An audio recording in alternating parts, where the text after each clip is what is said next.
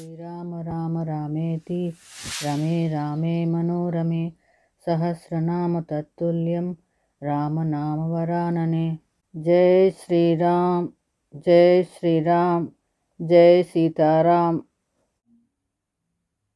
రామాయణ అనుభవం 164వ భాగము.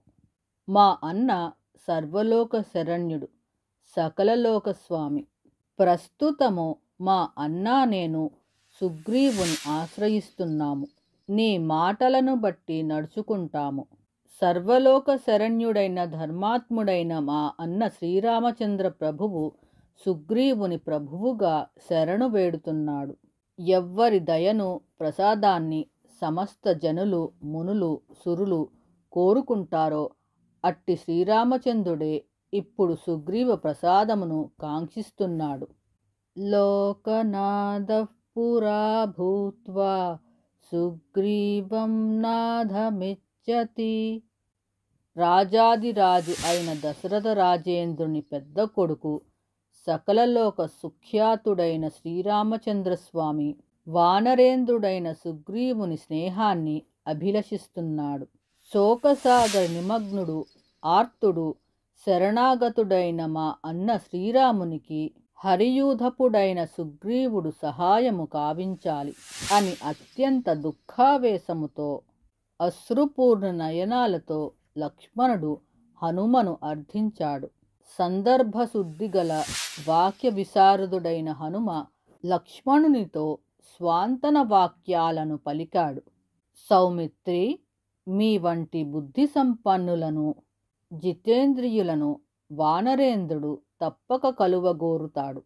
ఆయన కూడా వాలి అనే అన్నచేత రాజ్యము నుండి తరిమివేయబడి భార్యను కోల్పోయి అత్యంత దీనావస్థలో ఉన్నాడు.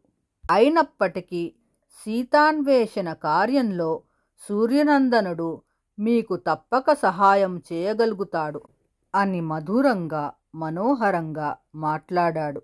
హనుమ మాటను సమ్మానించి లక్ష్మణుడు శ్రీరామునితో, అన్నా, మారుతాత్మజుడు సంతోషంతో పలికిన పలుకులను విన్నావు కదా?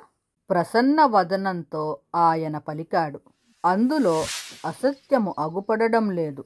నీవు సుగ్రీవుడు కలవడం వలన పరస్పరము కృతకృత్యులవుతారు అని రాముడు అంగీకరించేట్లుగా స్వాభిప్రాయాన్ని తెలిపాడు.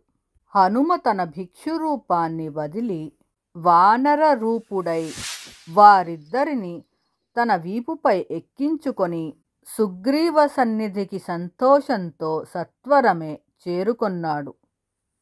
శ్రీరామ రామ రామేతి రమే రామే మనోరమే సహస్రనామ తత్తుల్యం రామనామవరాననే.